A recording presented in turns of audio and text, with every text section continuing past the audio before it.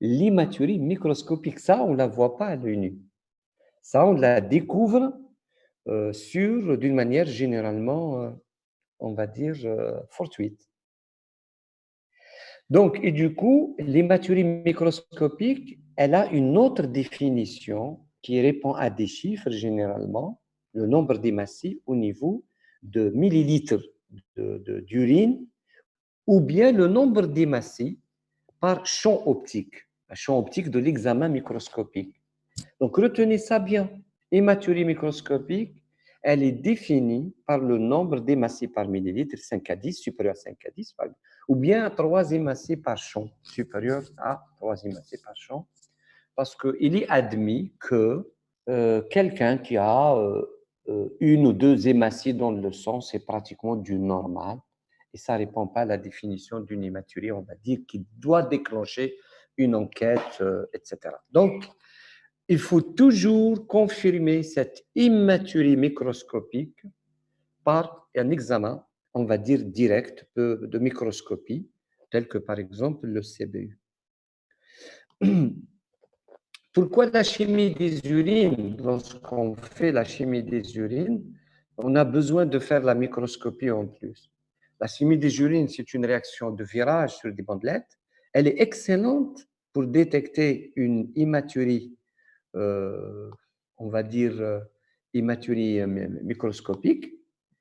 C'est pratiquement 98% de sensibilité, sauf que sa spécificité, elle est moins bonne.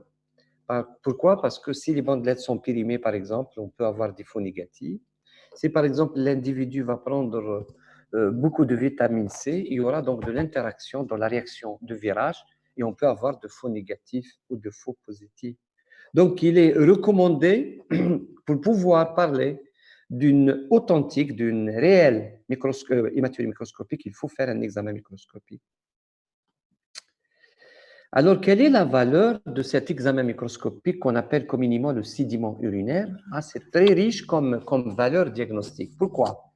Parce que là, elle va mettre d'une manière directe sur l'observation microscopique du biologiste, elle va mettre d'une manière directe l'existence des érythrocytes. Il y a aussi le terme érythrocyturie, c'est-à-dire la présence d'érythrocytes au niveau des urines. Et ça devient une définition objective microscopique. Et du coup, on a retenu à l'échelle, on va dire, internationale, que pour parler d'une hématurie microscopique significative, qu'on est dans le pathologique, c'est lorsqu'on a 2 à 9 hématies par champ, à un grossissement de 400, ou bien 8 à 13 hématies par millilitre. Ça, c'est un élément important qu'il faut donc bien le connaître si un jour vous allez avoir des urines, enfin des urines avec une bandelette urinaire positive en hématie. Il faut dire, je dois confirmer par un examen microscopique et je dois demander ce qu'on appelle le sédiment urinaire. Lorsque vous envoyez ça au biologiste, il sait de quoi vous parlez. La deuxième valeur ou performance diagnostique de cet examen microscopique, c'est qu'on peut voir la morphologie de ces globules rouges. Et cette morphologie, elle compte beaucoup. Et on peut voir aussi quelque chose qu'on appelle les cylindres érythrocytaires. Donc, ça fait partie aussi des éléments figurés qui vont donc passer par la voie des néphrons et des glomérulus. Alors, c'est quoi l'histoire? Si vous avez sur ce sédiment urinaire des globules rouges qui sont déformés, ça plaide en faveur d'une origine glomérulaire, c'est-à-dire que ça vient du parenchyme. Et si vous avez quelque chose de correct sur le plan de la forme, sur le plan de la couleur, sur le plan de la taille, vous allez dire, on a vu, ou bien le biologiste qui a fait l'examen a vu des globules rouges qui sont isomorphiques. Donc, ça signifie que le vaisseau, il a été rompu et qu'il y a les hématies qui sont arrivées au niveau de la voie excrétrice, que ce soit du haut ou bien du bas, c'est-à-dire qu'il y a une rupture de la circulation sanguine directement de la voie excrétrice. Et ça, on voit des hématies qui ne sont pas déformées, c'est-à-dire qui ne sont pas passées par les tubes collecteurs, etc., qui ont été donc déformés. et on ne trouve pas donc les cylindres érythrocytaires qui arrivent par cette seule voie. Et donc, la présence de cylindres érythrocytaires est pathognomonique d'une atteinte glomérulaire parce que ça vient de là-bas. On ne les trouve pas ailleurs, on les trouve là-bas. Donc, voilà. Si vous êtes devant une hématurie microscopique et vous êtes un peu embêté d'où ça vient, à ce moment-là, vous pouvez faire un examen de sédiments urinaires, un examen microscopique à la recherche de 3 éléments. C'est le nombre et sa concentration par champ optique ou bien par millilitre, sur des urines qui ne sont pas centrifugées, parce que parfois on est obligé de centrifuger pour chercher autre chose. Ensuite, il faut étudier la morphologie et chercher les cylindres érythrocytaires. C'est pratiquement des signes en faveur d'une origine, on va dire, parenchymateuse. On va revenir sur ça après, parce que ça compte beaucoup ensuite pour pouvoir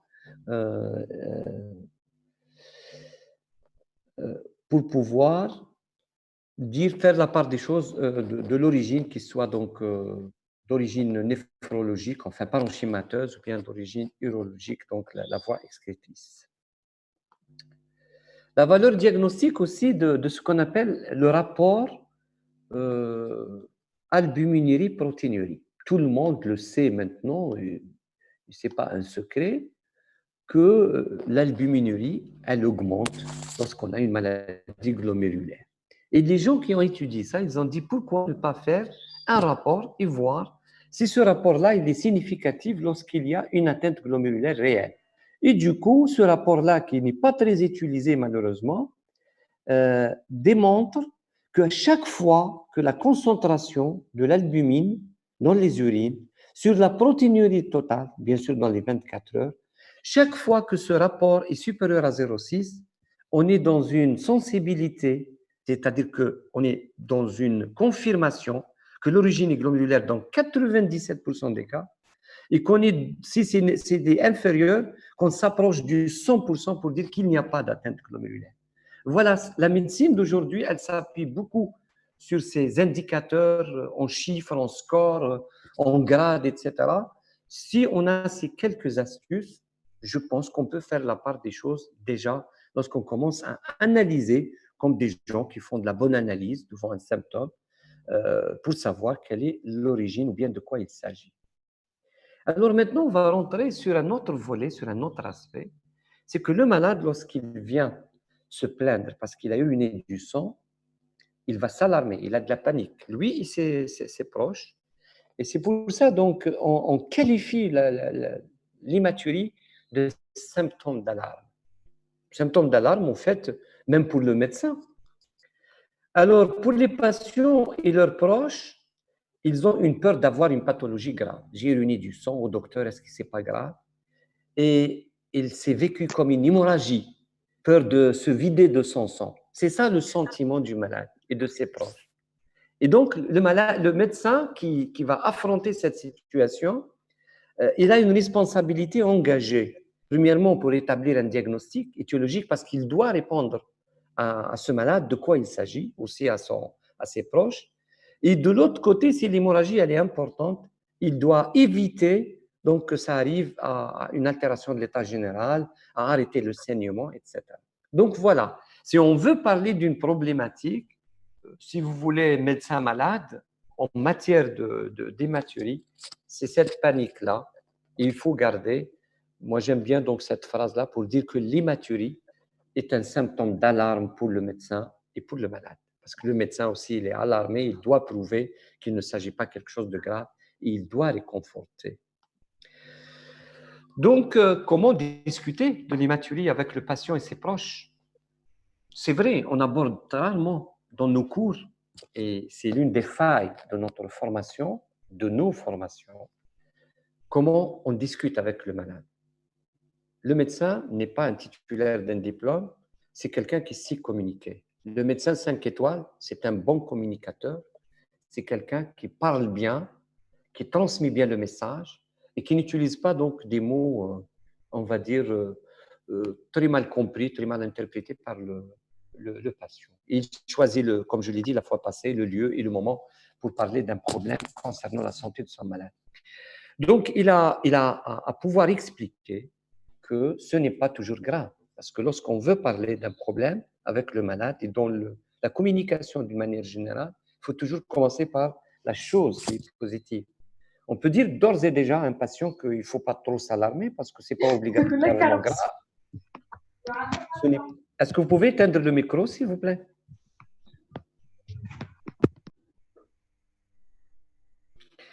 Donc, il faut dire que ce n'est pas tellement grave parce que ce n'est pas obligatoirement quelque chose de méchant, parce que des urines rouges, ça peut signifier aussi autre chose que le sang, autre chose que quelque chose de grave. Et ensuite, l'autre chose, c'est rassurer et démystifier. Parce que là, pour démystifier et pour rassurer, il faut vraiment toucher le réel. Le réel, c'est d'analyser ce symptôme, de comprendre d'où ça vient, pourquoi ce patient a saigné. Et là, s'impose une exploration clinique, anamnestique et paraclinique par la suite, pour chercher une étiologie, et tout le monde est content, même si on tombe sur un cancer, mais l'essentiel qu'on a compris pourquoi. Peut-être que c'est un cancer qu'on vient à peine de le découvrir et on peut donc guérir ce patient. Donc, on va chercher la cause et on va écarter quelque chose de grave ou bien confirmer quelque chose de grave. C'est ça la mission du médecin. Alors, lorsqu'on dit aux patients que toutes les urines rouges ne sont pas des hématuries, on va chercher donc peut-être, dont par exemple l'ensemble de cette liste-là, peut-être le malade fait un cas parmi donc ces choses-là. Par exemple, il a mangé des aliments ou bien des boissons qui donnent la coloration rouge des urines, et tout le monde connaît l'histoire des betteraves, ou bien parce qu'il s'agit d'une hémorragie de voisinage, c'est-à-dire que l'urètre, ou bien chez une femme, peut-être c'est des métrorragies qui ont teinté, elles étaient tellement abondantes qu'elles ont teinté les urines, et la malade, elle dit que j'ai uriné du sang alors que ça vient d'ailleurs. C'est pour ça qu'il est important de bien interroger à quel moment. Est-ce que c'était concomitant au cycle? Est-ce que, par exemple, c'est des hémorragies qu'on trouve en dehors d'émission, etc. Et l'importance aussi d'examiner, parce que si on n'examine pas, on risque de passer à côté. Certains médicaments donnent de la coloration rouge, donc vous pouvez consulter le codex, le Vidal, ou bien aller sur le net et vous allez trouver beaucoup de médicaments qui donnent un changement de la coloration des urines, pas obligatoirement rouge, mais le rouge il existe, mais il y a d'autres colorations, parfois vous allez être impressionné. Donc parmi ça, donc, il y a le flagile, le métronidazole et la vitamine B12, et la rifampicine qu'on donne en matière de tuberculose, la salazopérine aussi, je pense que vous la connaissez bien. Les pigments sanguins ou biliaires, ça, c'est d'autres éléments qui ne sont pas du sang, ce n'est pas des hématies, et qui sont en rapport avec un problème biliaire ou bien un problème sanguin, parce qu'il y a une surproduction de certains éléments figurés qui passent dans le sang et qui donnent donc cette coloration-là. Donc voilà, des urines rouges ne sont pas obligatoirement des hématuries. Alors, comment rassurer et démystifier? Là, je vais juste insister parce que pour comprendre ce symptôme, il faut bien interroger le malade, chercher les caractéristiques de l'hématurie. Est-ce qu'elle est totale? Est-ce qu'elle est initiale? Est-ce qu'elle est, on va dire, terminale? Est-ce que c'est une hématurie accompagnée de douleurs, de brûlures, etc. Et surtout, chercher des facteurs de risque d'une cause néoplasique, surtout urologique, urinaire, on va dire. Ça, c'est très important. Une grande partie du travail est une enquête anamnestique qui doit orienter par la suite l'examen clinique et orienter aussi les explorations paracliniques, on va le voir.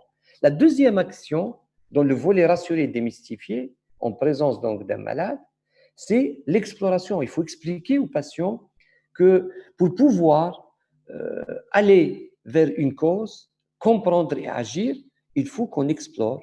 Après avoir fait un bon interrogatoire, vous allez lui dire, là, je vais demander un scanner, ou bien vous allez lui dire, écoutez, je vais vous faire une exploration endoscopique, il faut aller voir dans la vessie, etc.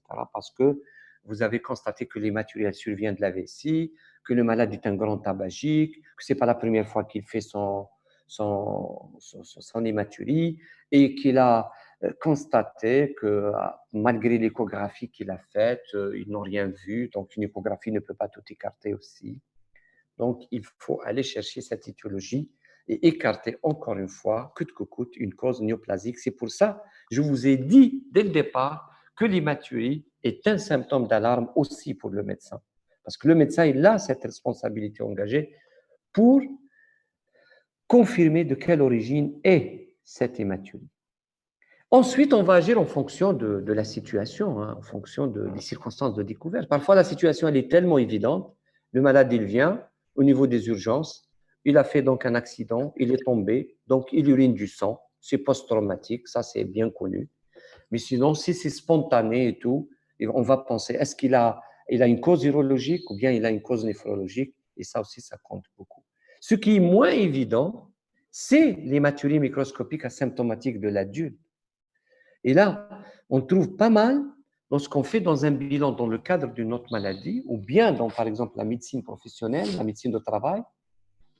Donc, on fait beaucoup de chimie des urines. Les généralistes aussi, dans leur cabinet, ils font beaucoup de chimie des urines parce qu'ils doutent sur une glycémie, par exemple, un diabète, sur une infection, ils cherchent des signes indirects ou bien ils essaient de voir si le malade n'a pas autre chose au niveau des bandelettes, le pH urinaire, etc. Il demande, il va trouver des croix de sang. Ce n'est pas quelque chose de très rare parce que dans la littérature, on rapporte quand même 2,5 à 13% la fréquence, si vous voulez, de cette hématurie microscopique asymptomatique de l'adulte. Ce qu'il faut peut-être retenir d'emblée, c'est que cette hématurie, qu'elle soit microscopique ou macroscopique, ça signifie pas que c'est pas la même chose, mais ça déclenche pratiquement la même façon de raisonner. Il faut chercher une cause et il faut craindre une cause grave et dangereuse, telle que le cancer surtout. Maintenant, si on va aller dans l'analyse des choses, et vous êtes devant une hématurie macroscopique, c'est évident, elle est nue. Généralement, si vraiment elle est macroscopique, c'est que le nombre d'hématies dépasse les 500 hématies par millimètre cube. Et là, on a parlé tout à l'heure de l'hématurie microscopique et sa particularité, elle n'est pas visible à l'œil nu.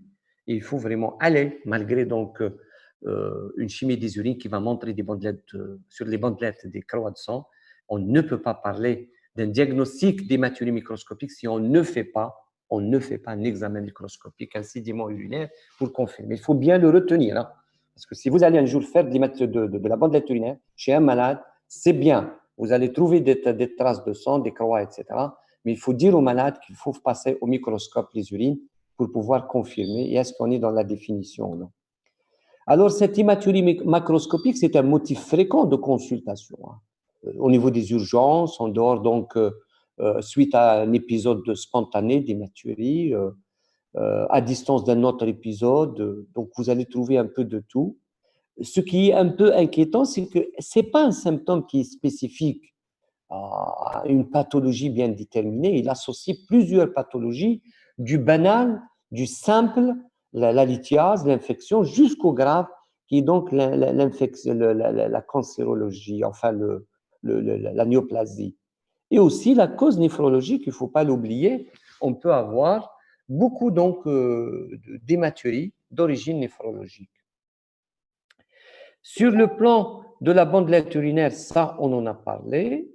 Donc, c'est pratiquement un examen de dépistage en médecine de travail, ou bien orienté lors d'un bilan, j'ai dit dans l'insuffisance rénale, pathologie auto-immune, etc. Mais gardons toujours, et j'insiste pour ça, l'examen cytologique au microscope.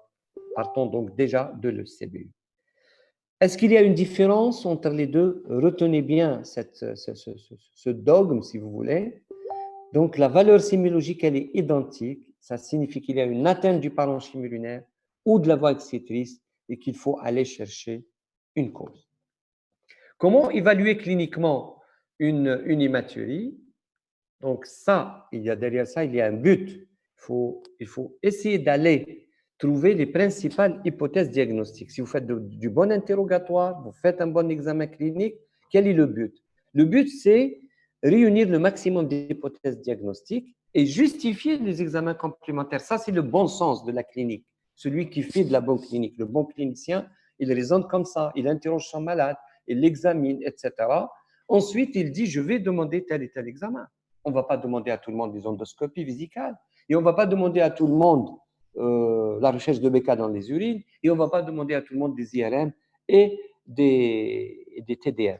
Alors, j'ouvre des parenthèses ici pour vous dire les malades, lorsqu'ils viennent vers vous parce qu'ils ont peut-être les moyens ou bien la panique les domine, vont vous dire, docteur, faites-moi d'emblée un scanner, moi je m'en fous, je le paye, et comme ça je vais être à l'aise. Il ne faut jamais céder à ça. Après, donc, c'est un manque de respect, c'est un manque de souveraineté par rapport à votre souveraineté médicale. Parce que vous avez un pouvoir médical qui est un pouvoir de savoir, d'assister l'autre et d'apporter votre expérience et votre savoir-faire au service de la santé de ce patient-là. Mais il ne faut pas que le malade vienne vous demander « Ah, écoutez, là, moi, je peux faire une IRM, hein, vous voulez, je fais le scan, je fais tout. Hein. Vous inquiétez pas, docteur, je paye, il n'y a pas de souci. » Ne cédez jamais à ça, parce qu'après, le malade, il va dire, c'est moi qui ai demandé le scanner. Et lorsqu'il découvre quelque chose, il dit, oh, comment je dis le scanner, qu'elle m'a dit. Donc, il faut vraiment garder ça. Vous dites, oui, le scanner, c'est possible, mais ce n'est pas le moment. On va faire ça. Il ne faut pas rentrer aussi en bagarre avec le malade ou bien en discussion. Il vous dit, vous lui dites, non, moi, je vais pas à pas. C'est dicté par la science et par le bon sens. J'espère que j'étais clair sur ce principe que j'aime bien donc partager avec vous. Donc, comment évaluer cliniquement une hématurie? Donc, on a parlé de l'interrogatoire. Orienter donc cet interrogatoire sur les circonstances et les facteurs peut-être étiologiques. Est-ce que le malade il a de la comorbidité telle que la tuberculose, la drépanocytose, le diabète? Est-ce qu'il prend des anticoagulants, des anti-inflammatoires? L'histoire des anticoagulants, ça aussi c'est un piège diagnostique en matière d'hématurie. Et j'en ai vu des cas. Lorsqu'on pose la question au patient, on lui dit pourquoi vous n'êtes pas présenté lors du deuxième, troisième épisode de l'hématurie, premier épisode plutôt.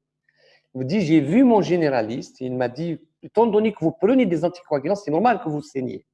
Mais la question qui échappe au bon sens, à mon avis, c'est pourquoi vous avez saigné exactement au niveau de la vessie ou bien au niveau donc de l'appareil urinaire. C'est qu'il y a quelque chose qui est prédisposé au saignement. Ça sera la même façon de raisonner si le malade a une épistaxis, si le malade fait de l'hémorragie conjonctivale, etc., etc.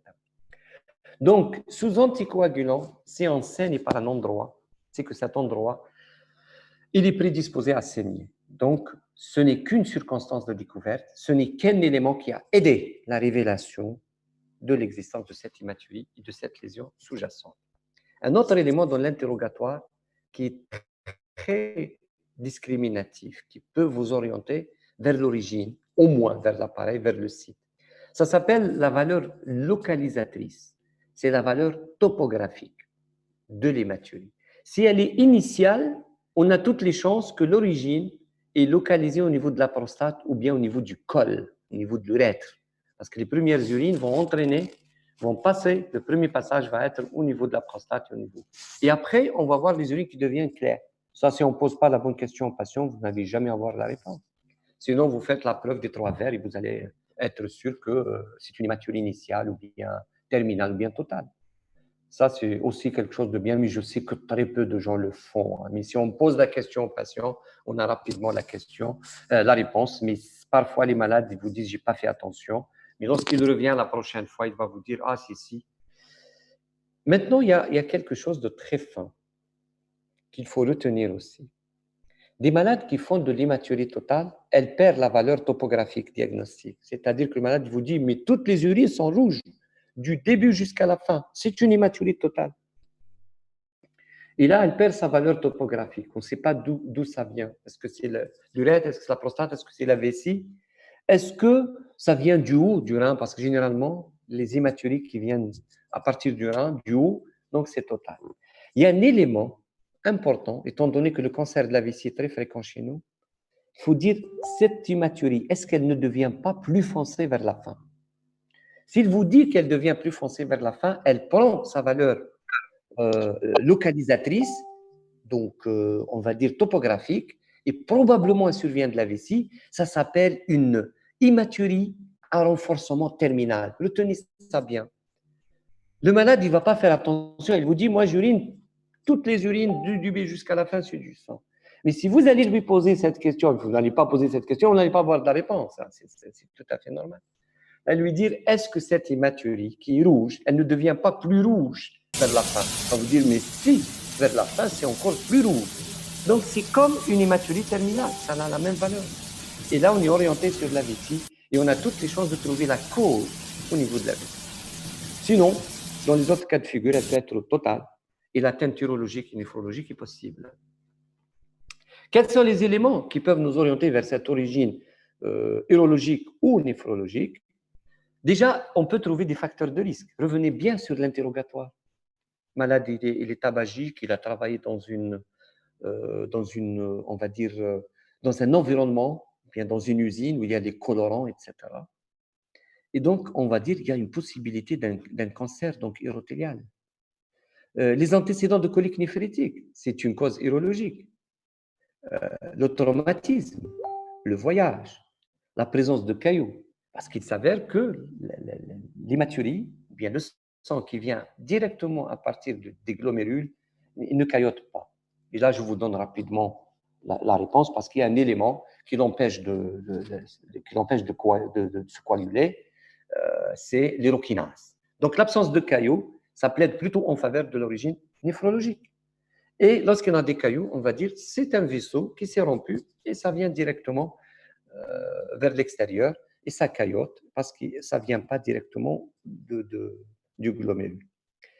Donc la présence de cailloux, si on plaide en faveur de l'origine urologique, le caractère topographique, ça on l'a dit tout à l'heure, initial ou terminal ou à renforcement terminal, les anomalies au toucher rectal, vous allez trouver une prostate dure, vous allez trouver par exemple chez une femme peut-être un cancer du col, peut-être un cancer un gros utérus. Il faut dire pourquoi pas, il y a de l'envahissement de la vessie ou bien de l'urtère qui ont donné de l'hématurie. Parfois, c'est un symptôme, c'est un signe, on va dire, de gravité par rapport à l'évolution donc de cette maladie-là. Et ailleurs, l'orientation néphrologique, parce que c'est quelqu'un qui a fait beaucoup d'angines, peut-être il a fait des GNA chroniques, enfin il a fait des GNA ensuite, quelque chose de chronique, aigu ensuite c'est chronique, et ça peut expliquer la glomérulopathie. Un homme jeune, quelqu'un qui fait une pathologie rhinovasculaire, comme l'HTA, comme le diabète, et l'absence de cailloux, l'absence de symptomatologie, parce que le rein ne fait pas mal. Le rein ne fait pas mal. Mais ce qui fait mal, c'est la mise sous tension du rein, donc la dilatation, etc. Donc, dans tout ça, si on est un bon clinicien, on a beaucoup progressé déjà devant cette hématurie macroscopique. Et il faut chercher par ailleurs donc des signes de gravité. Alors, les signes de gravité, c'est que le malade peut être anémique parce qu'il a saigné beaucoup. Il peut même être en état de choc hypovolémique, on les voit au niveau des urgences. Il peut faire de la rétention vésicale parce qu'il y a beaucoup de cailloux au niveau de la vessie qui bloquent et qui nécessite un sondage vésical et de l'irrigation. On va revenir sur ça. Il faut même décailloter, enlever les cailloux. Et il peut faire donc de l'hypertension maligne en cas de néphropathie. Donc, voilà. Comment évaluer cliniquement une hématurie, c'est quelque chose de très important. Ça représente, à mon avis, les 60% du cours. On revient toujours sur l'interrogatoire, mais j'ai fait ça à part. Si vous voyez ici AUA, c'est AUA 2012. Depuis déjà 2012, l'association des urologues américains, elle a mis donc un listing pour dire qu'il faut systématiquement, chez un patient de sexe masculin ou bien d'un certain âge, il faut chercher ces facteurs-là. Si vous avez le maximum, c'est qu'il y a une forte probabilité qu'un cancer de l'appareil urinaire est là. Quels sont ces facteurs? Il y a l'âge supérieur à 35 ans, il y a le sexe masculin, le tabagisme passif ou actif, l'exposition à des facteurs de risque, les colorants, produits chimiques, les benzènes, les amines aromatiques, les épisodes antérieurs d'hématurie, les antécédents de pathologie urologique, antécédents de symptômes irritatifs urinaires. Faites très attention à ce qu'un malade vient, il vous dit « j'ai fait des ECBE, je n'ai pas trouvé d'infection, je fais des échographies, rien, mais j'urine d'une manière assez fréquente, c'est très irrité. Rappelez-vous bien, lorsqu'on a parlé la fois passée de l'hyperactivité vésicale, c'est parmi les causes qu'on a évoquées, j'ai même donc montré sur une photo, la tumeur vésicale. Elle peut donner des signes irritatifs. Lorsqu'elle est petite, elle n'apparaît pas sur l'échographie. Et là, il faut avoir le réflexe d'aller faire rapidement une endoscopie. On peut découvrir des choses, surtout que vous avez plusieurs facteurs parmi ces facteurs qui sont devant vous. Donc, antécédent d'exposition à une chimiothérapie, parce que si on fait de la chimiothérapie, on peut faire du cancer chimio-induit. Malheureusement, aujourd'hui, la médecine a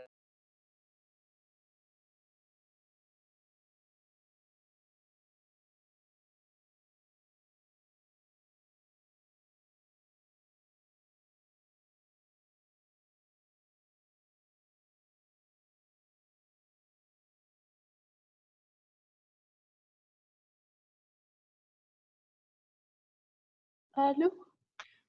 On Vous est là, arrivez professeur. Oui, vous arrivez à m'entendre parce qu'on a perdu les 40 minutes. Là, je pense qu'il nous accorde encore la possibilité de faire. C'est ça, vous arrivez à m'entendre? Oui, Très bien, on va continuer. OK, c'est bien.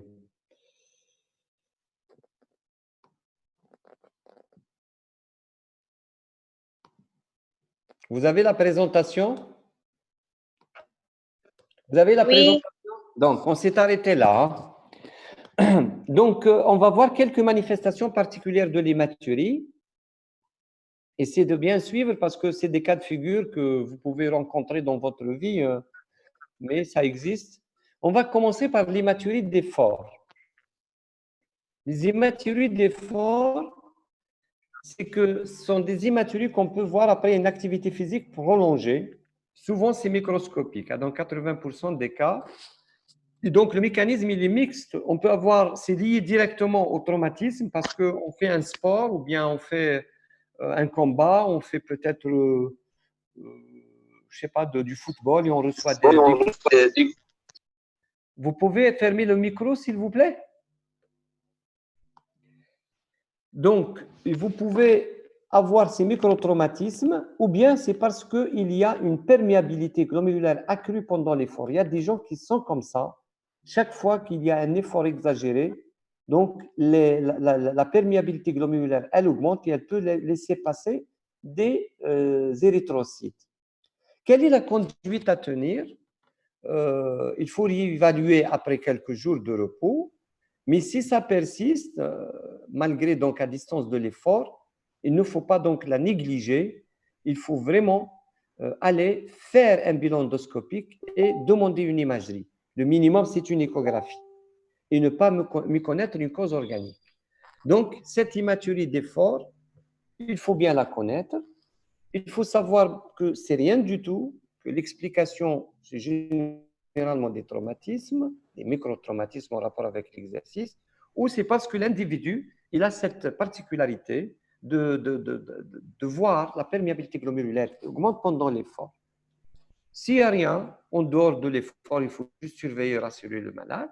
Mais si jamais elle persiste en dehors de l'effort, à distance de l'effort, de préférence, il faut faire un bilan endoscopique de l'imagerie à la recherche d'une cause organique. Il y a l'hématurie cyclique, c'est-à-dire c'est une femme obligatoirement. Hein. Elle vient, elle vous dit à chaque fois que j'ai mon cycle, j'ai mes règles, j'ai mes menstruations, j'urine du sang. Bizarre. Ça, c'est l'inverse un petit peu de l'histoire de la bilharziose, si vous ne la connaissez pas. Dans l'Égypte ancienne, il y avait beaucoup de bilharziose. Et là, les hommes urinent du sang parce qu'ils font du cancer de la vessie par rapport à cette bilharziose. Et là, lorsqu'ils décrivent la situation, les pharaons, ils disent qu'il y a des hommes qui ont leurs règles, qui ont leur cycle. Donc ça, c'est l'inverse. L'hématurie cyclique chez la femme, c'est une hématurie qui est concomitante, qui est contemporaine à ces règles. C'est parce qu'il y a quelque chose qui explique ça, ça s'appelle l'endométriose urinaire. C'est-à-dire il y a de l'endomètre, il y a un tissu qui est vraiment comme de l'endomètre dans l'utérus, qui s'est greffé au niveau, en dehors de l'utérus, ça s'appelle l'endométriose. Et ça peut être au niveau de l'appareil urinaire, comme ça peut être au niveau des annexes, des ligaments sacrés, au niveau de l'ovaire, c'est-à-dire en dehors de l'utérus. Ça, c'est une pathologie qui est bien connue en gynécologie, ça s'appelle l'endométriose. Mais lorsqu'elle est au niveau urinaire, ça s'appelle endométriose urinaire. La fréquence, elle est de 4% pratiquement. La localisation vésicale, elle est la plus dominante. On peut trouver au niveau de l'urtère. Et elle se manifeste dans 20% des cas par des hématuries. Pas mal. Donc, hématurie cyclique, concomitante aux règles, 4% donc de la pathologie connue sous le nom d'endométriose en gynécologie. Donc, c'est le tissu endométrial qui est implanté au niveau de la vessie. Donc, si il y a cette notion cyclique rythmée par les règles, c'est un signe pathognomonique de l'endométriose urinaire. Et là, il faut faire une cystoscopie parce qu'on va voir le tissu qui saigne, on va le biopsier et l'anapathe, il va nous dire qu'il s'agit d'un tissu endométrial et on ne la traite pas chirurgicalement, on va juste donner des hormones qui vont bloquer l'activité de ce tissu endométrial et généralement, on donne un médicament qui est pratiquement le même qu'on donne dans le cancer de la prostate, mais à faible dose, qui sont appelés les analogues LHRH. Ensuite, il y a une autre particularité, une autre forme, si vous voulez, d'hématurie, c'est l'hématurie à vacuo. Hématurie à vacuo, c'est-à-dire une hématurie à l'évacuation des urines. Lorsque on fait vider une vessie bloquée, une vessie en rétention, on la vide d'une manière rapide, on va voir du sang qui coule vers la fin. Ça s'appelle l'hématurie à vacuum. Les premières urines arrivent, elles sont tout à fait claires. Ensuite, il y a beaucoup de sang qui arrive vers la fin. Parfois, ça nécessite des transfusions des malades. Lorsqu'on ne connaît pas ça, on fait très mal le geste de la rétention vésicale, si on veut donc le régler, et on laisse les urines couler à flot une fois donc on arrive au niveau de la vessie. Il ne faut pas le faire parce que ça peut donner une hématurie qui est très importante, qu'on appelle l'hématurie à vacuo, et qui peut vous poser de problèmes après parce qu'il y aura du retentissement sur l'appareil. Comment on l'explique? Parce que la vessie, elle était très tendue. Il y avait donc des vaisseaux qui sont en souffrance, d'autres vaisseaux qui sont dilatés. La vidange brutale de la vessie, ça va donner donc de l'extravasation et de la rupture aussi de certains vaisseaux et ça peut saigner. Comment gérer ça? C'est très simple. Il faut faire une évacuation progressive. Donc, faire un clampage. Chaque fois que vous avez dans le sac collecteur 250 à 400 cc, il faut clamper pendant 10 à 15 minutes. Ensuite, il faut continuer à libérer. Parce que si le malade il vient agiter avec une rétention vésicale, si vous allez libérer les 100, les 200 premiers cc, le malade il va vous dire ouf, donc je me sens bien. Donc, vous avez le temps de vider tout doucement pour que vous n'ayez pas l'hématurie à vacuum. Voilà, à connaître, c'est important. La cystite hémorragique radique. Beaucoup de malades reçoivent de la radiothérapie. Et parmi ces malades-là, surtout au niveau pelvien, pour le cancer du col, le cancer du rectum, pour le cancer de la vessie, le cancer de la prostate. Donc, c'est des radiothérapies pelviennes qui peuvent toucher, on va dire, la vessie d'une manière ou d'une autre. Donc, 5 à 10% de ce problème-là, de ces cystites hémorragiques, sont fréquentes, surviennent dans le cas de la radiothérapie, donc post-radique. Donc, l'apparition de cette hématurie post-radique, elle se fait dans le temps. Ça peut commencer à partir du 3e mois après la radiothérapie, comme on peut la voir malheureusement même après 20 ans. Et ça, c'est malheureux. Donc, pourquoi cette notion, il faut la retenir? Parce que vous allez dire, écoutez, il a fait donc sa radiothérapie, ça fait 10 ans, c'est impossible qu'il y ait un lien. Mais ça a été démontré qu'avec le temps, cette hématurie est bel et bien en rapport avec la radiothérapie qui a été faite, ça fait 10 ou 15 ans. Donc, elle peut être accompagnée aussi avec beaucoup de symptômes, surtout les signes irritatifs urinaires et le retentissement rénal, parce qu'il y a beaucoup d'inflammation qui s'installe et ça va comprimer les urtères et les urtères vont être dilatées et ça va donner du retentissement. Généralement, le tableau qu'on voit chez ces malades-là, c'est de l'insuffisance rénale par retentissement rénal. C'est des signes irritatifs, ils n'arrivent même pas à retenir leurs urines parce qu'ils urinent souvent. Et il y a aussi de l'hématurie. Et ça, c'est très embêtant parce que le traitement peut aller d'un traitement symptomatique, transfuser, laver la vessie, donner des antalgiques, jusqu'à l'ablation de la vessie lorsque rien ne marche, alors qu'il n'y a pas de cancer. Il y a juste donc les conséquences de la radiothérapie qui a été faite au niveau pelvien pour un autre organe, généralement qui n'est pas la vessie. Et voilà, donc les sociétés savantes de radiothérapie ont mis une classification, un grading. Ça, c'est un aspect endoscopique. Vous voyez, la vessie, elle est complètement hémorragique, altérée.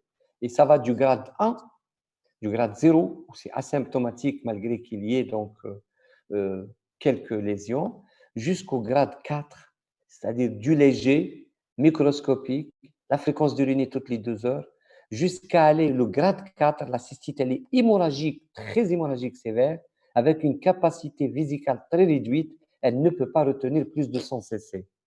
Et donc, ça signifie que c'est raté, rien ne peut marcher, il faut aller sur une ablation de la vessie parce qu'on ne peut pas avoir une solution autre que cette solution radicale est un petit peu choquante. Donc, une importante aussi recommandation, lorsque vous avez la radiothérapie comme facteur, vous allez établir le diagnostic de cystite hémorragique, il faut se méfier. Il faut dire que le cancer pour lequel le malade a fait une radiothérapie, est-ce qu'il n'est pas en train de récidiver, d'envahir la vessie ou bien l'appareil urinaire? Ça, dans votre raisonnement, dans votre prise en charge rationnelle bien faite, il faut penser au bilan du cancer pour lequel le malade a subi de la radiothérapie. C'est très important parce que là, entre les effets d'une radiothérapie, entre la récidive d'un cancer, il y a tout un monde. Donc, il ne faut pas, surtout chez nous où le circuit du malade il est très, très désorganisé, c'est-à-dire que la malade qui a été traitée par un gynécologue, qui a fait peut-être la biopsie ou bien l'ablation du col, elle est passée chez le radiothérapeute, elle n'a pas revu son gynécologue depuis peut-être une année, parce qu'elle l'a vu une seule fois. La ralpe, ça se passe comme ça chez nous, malheureusement. Et puis, elle revient lorsqu'elle pisse du sang. Et lorsqu'il y a donc du sang dans les urines, on va dire, ah, vous avez fait de la radiothérapie, c'est en rapport avec ça. Non, il ne faut jamais oublier de faire le point par rapport au cancer primitif, c'est pour une situation de récidive locale. Alors, les complications de cette hématurie urologique, là où il y a des cailloux, rappelez-vous bien, tout à l'heure, on a parlé de la différence entre l'hématurie d'origine urologique et l'hématurie d'origine néphrologique. Celle d'origine urologique, elle caillote. Donc, il y a des cailloux qui peuvent bloquer, qui donnent la rétention vésicale. Ça peut donner de l'infection urinaire et on peut avoir de l'anémie. Donc, ces complications doivent être gérées. Et on va voir comment on va évaluer donc l'étiologie, comment il faut la chercher. Il y a 4 niveaux d'examen ou bien de bilan. Il y a le bilan biologique, le bilan morphologique, l'imagerie et l'anapathe. Donc, on peut arriver jusqu'à faire des biopsies. Mais tous ces examens, leur pertinence, leur ordre de demande doit être justifié par toutes les données de l'examen clinique, de l'anamnèse qui doivent être bien faites et du contexte. Alors, par exemple, en première intention, vous pouvez demander la protéinurie de 24 heures et rappelez-vous bien que ça vous oriente beaucoup, cette protéinurie de 24 heures, sur l'origine néphrologique et il faut la faire en dehors d'un épisode d'hématurie macroscopique parce que ça peut donner aussi l'existence de protéines par dégradation de ce globule rouge et tous les éléments fluides, etc. Donc, ça peut fausser. Faire la créatinémie, la fonction rénale, faire un ECBU, parce que si on veut interpréter une hématurie, de préférence, il faut l'interpréter en dehors d'une infection urinaire. Une infection urinaire peut donner du sang, donc de préférence, il faut traiter correctement l'infection urinaire, ensuite chercher si l'hématurie existe toujours et commencer son raisonnement par rapport à l'étiologie. À l'imagerie, minimum une échographie rénale et vésicale. On peut continuer l'enquête étiologique et pour l'imagerie, on peut faire en fonction, j'ai dit tout à l'heure, du contexte, des éléments qui vous orientent vers la réalisation soit d'une cyste, soit d'un scanner. Ça dépend, par exemple, de l'échographie, qu'est-ce qu'elle a montré. Ça dépend du contexte, on va dire, étiologique, qu'est-ce qu'il nous a montré, etc. Et par rapport à ça, vous pouvez faire votre bilan de deuxième intention qui va englober surtout peut-être le scanner, peut-être la cystoscopie. Voilà, donc ces étiologies sont multiples, hein. C'est pour ça qu'on ne peut pas tout demander, parce qu'on peut penser aux causes néoplasiques, c'est peut-être les premières du cancer du rein, le kyste qui dégénère, le cancer de la voie excrétrice, de la vessie, le cancer de la prostate, tout ça, ça peut donner de l'hématurie. Et on bascule vers les causes non néoplasiques et on prend donc la vedette de ces causes-là, c'est le calcul, donc la pathologie lithiasique de l'appareil urinaire. Et puis tout le reste, on peut avoir un corps étranger, les WJ qu'on met par exemple maintenant d'une manière assez fréquente. Elles peuvent irriter la voie excrétrice, ils peuvent donner du sang. Il faut penser aussi aux infections urinaires hautes, il faut penser au diabète. Lorsqu'on a une nécrose de la papille qui peut chuter, ça peut donner aussi des hémorragies par nécrose, par une fragilisation au niveau de la papille parce qu'il y a de l'angiopathie diabétique qui fragilise tout ça. Et ça peut, la chute d'une papille peut donner donc de l'hémorragie parfois cataclysmique.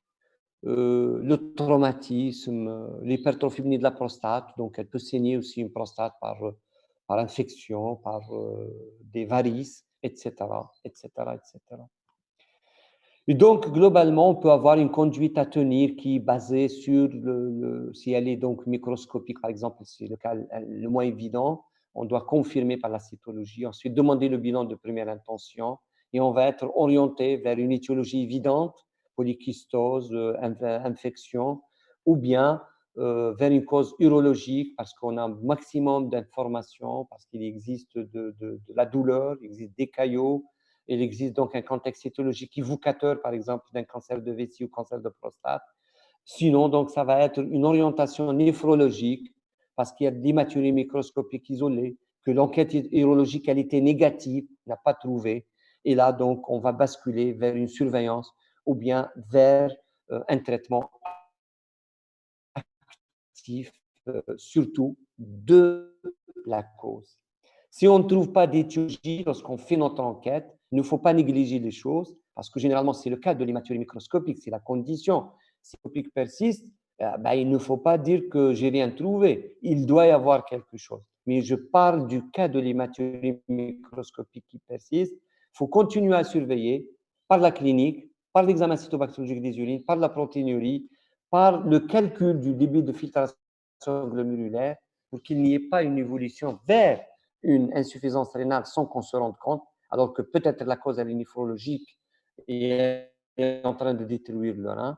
Donc, à ce moment-là, on peut penser à faire une ponction du rein, une biopsie rénale, qui n'est pas systématique, mais elle peut être justifiée si cette néphropathie rapidement progressive, avec une altération récente du débit de filtration glomérulaire, donc la clairance de la créatinine qui commence donc à s'altérer, la suspicion de néphropathie, il faut demander l'avis d'un néphrologue, et aussi si le bilan qui a été fait auparavant commence à changer et commence donc à devenir anormal, à ce moment-là, en présence d'une hématurie microscopique, il faut vraiment aller faire de la biopsie rénale parce que ça peut révéler une pathologie néphrologique. Comment traiter une hématurie? Il y a deux niveaux d'action, traiter symptomatiquement et traiter la cause. Lorsque la cause elle est établie, le traitement il est adapté à la cause.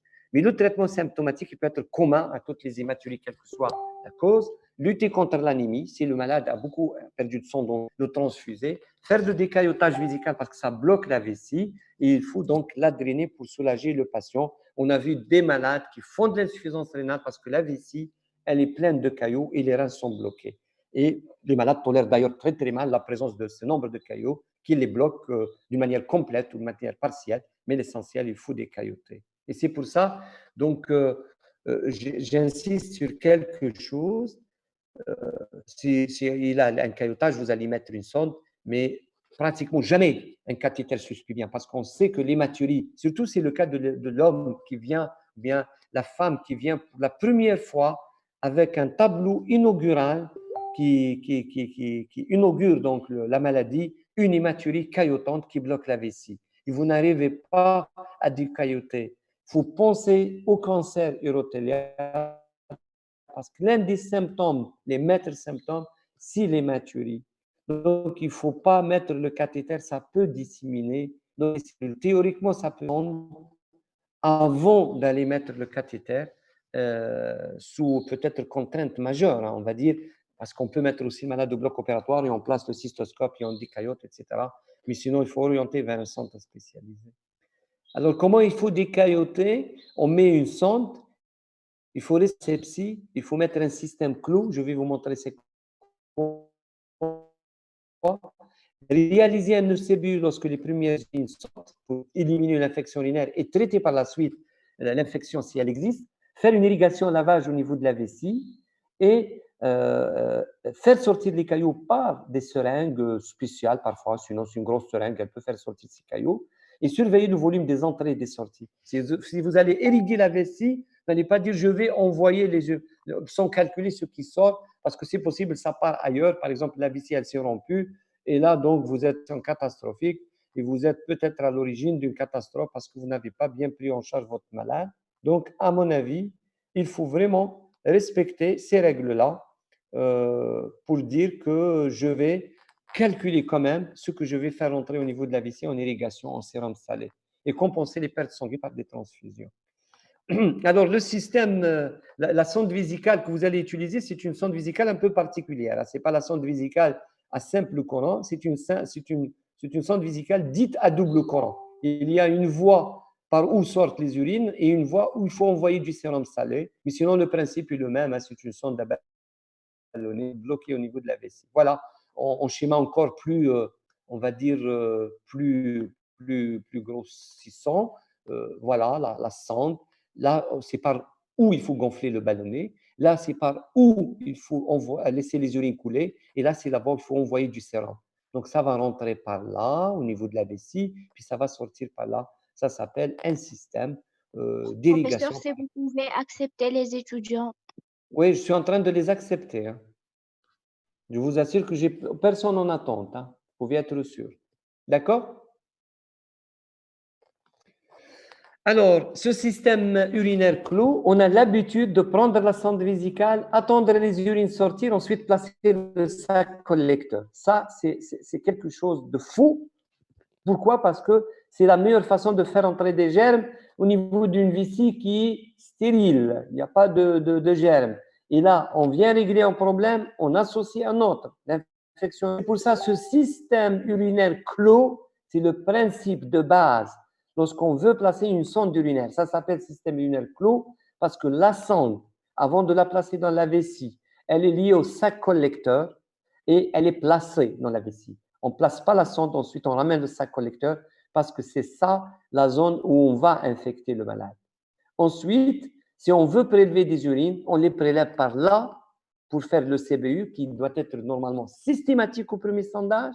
Et si on n'arrive pas, il faut utiliser, si on a les moyens, un sac collecteur stérile et récupérer les premières urines par ici. Parce que tous les sacs ne sont pas dotés de ce point de ponction. D'accord? C'est ça le système clos.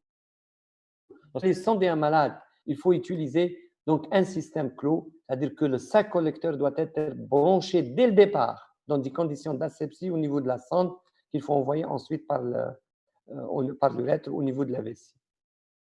Et voilà, donc ce que ça donne, c'est le sac collecteur, c'est la tubuleuse et c'est la sonde.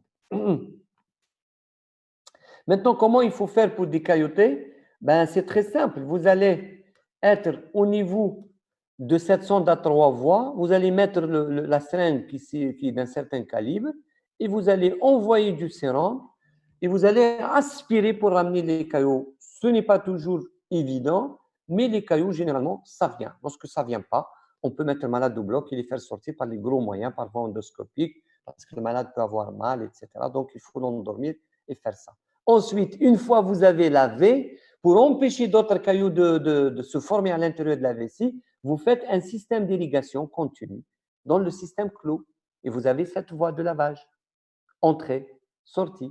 Donc, ça va couler et le malade va être soulagé et vous avez la garantie, plus ou moins, de ne pas avoir d'autres cailloux qui vont se former. Quels sont les messages à retenir? Et je termine sur ça.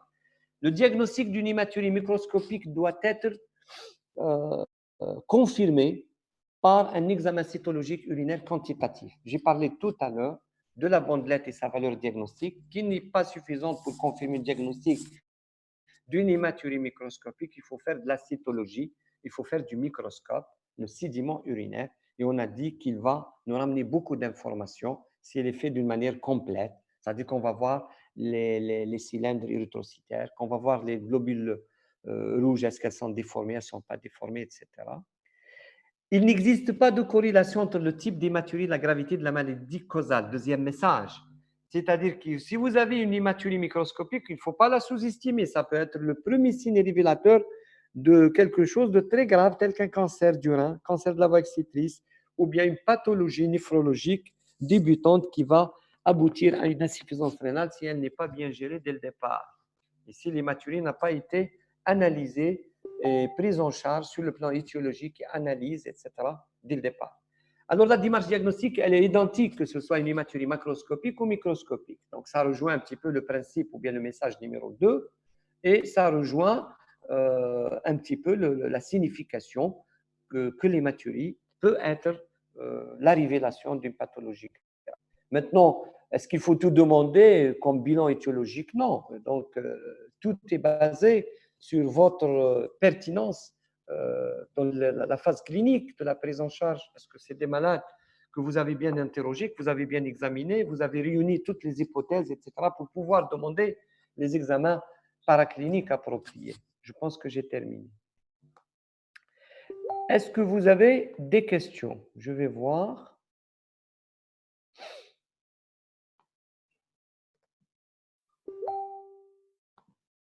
OK.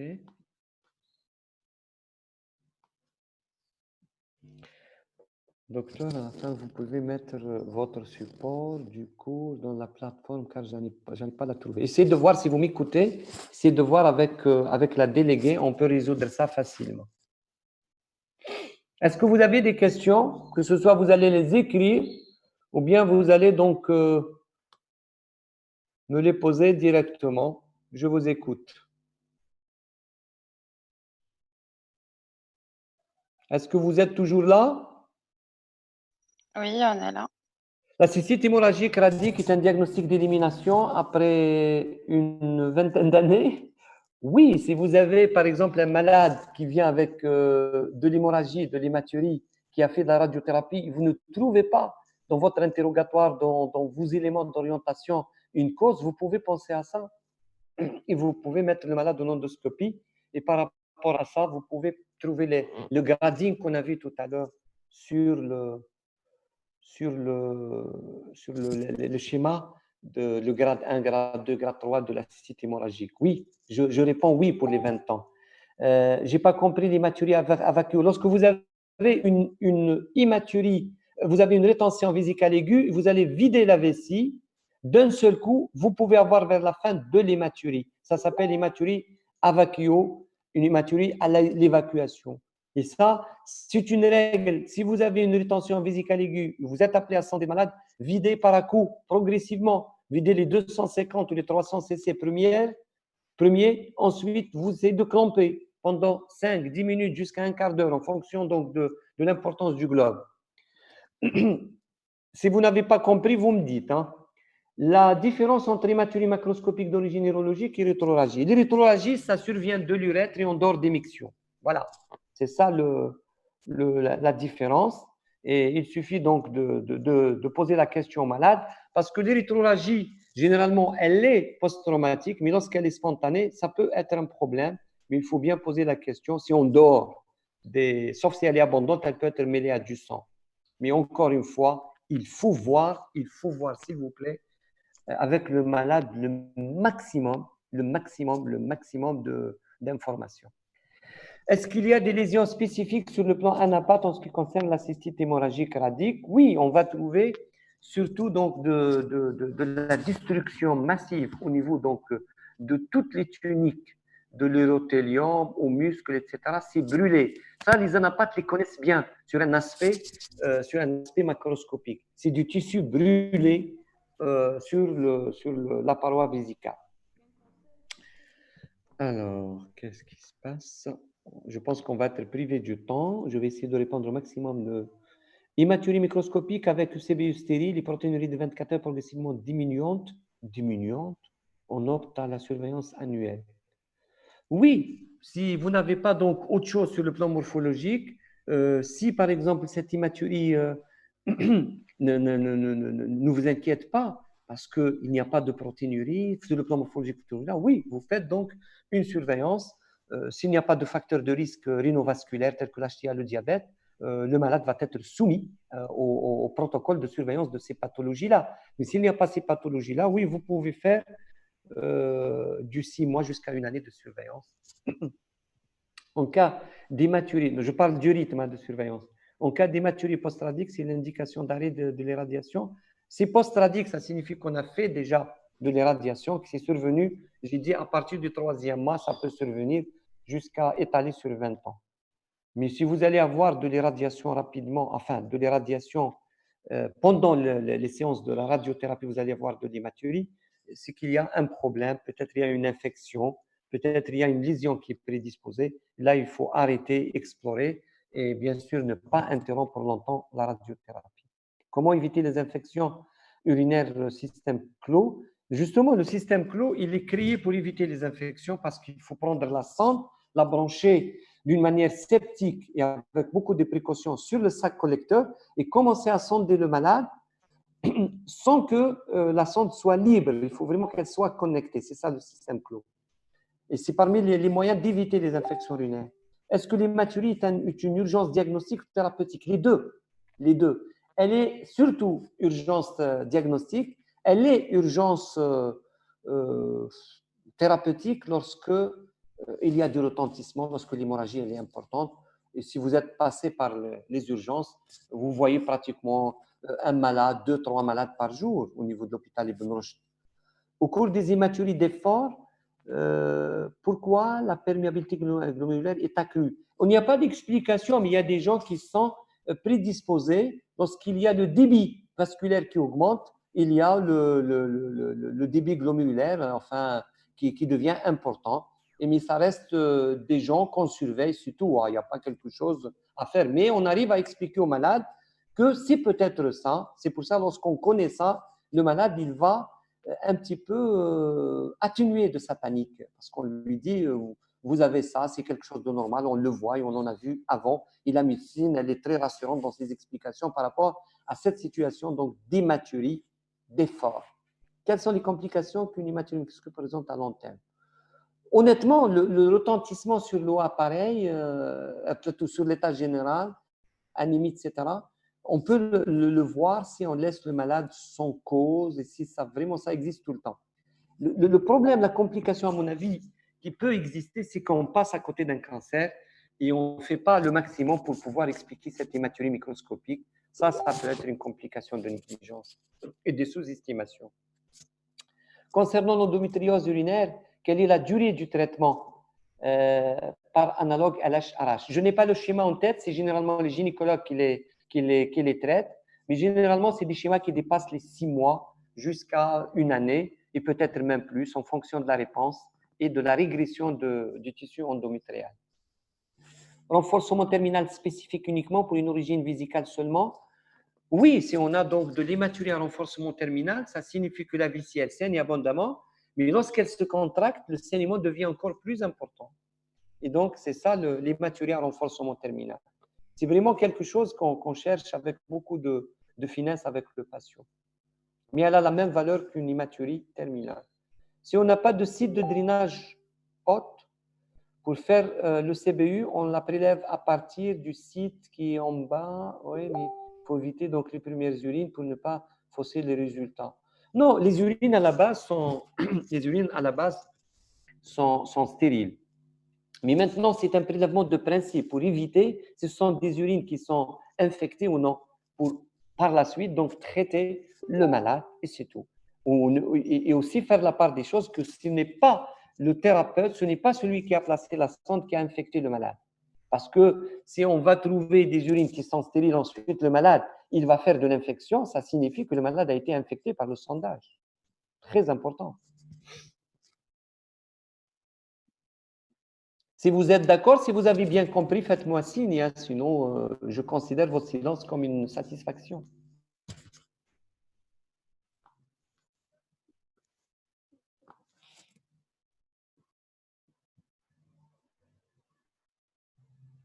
Est-ce que quelqu'un m'entend parmi vous? On vous entend, professeur. C'est bien Très bien. compris. Merci. Très bien. OK. Si vous avez d'autres questions, n'hésitez pas, hein.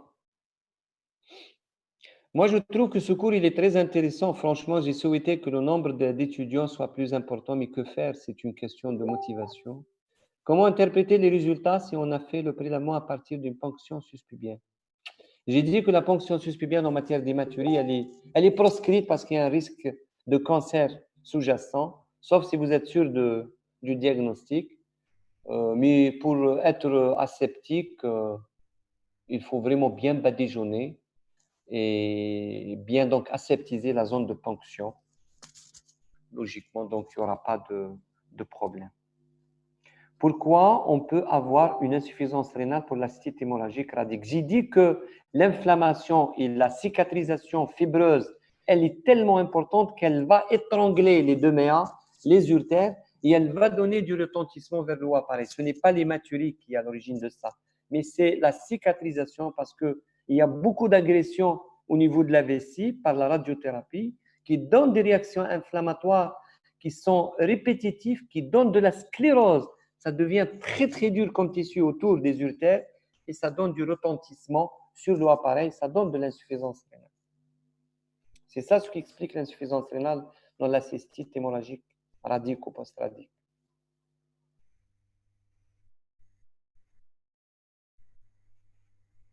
Si vous n'avez pas d'autres questions, donc on va arrêter donc cette visioconférence. Oui, je vois des merci, ça me réconforte. Ça signifie que vous avez compris. Merci à vous aussi, merci d'être là et merci pour le suivi. N'hésitez pas donc à basculer les questions vers votre délégué et j'essaierai autant que faire se peut de répondre au maximum. Bon courage pour la suite et Inch'Allah pour d'autres occasions. N'hésitez pas à poser des questions. Je serai là pour vous. Allez, fais la main.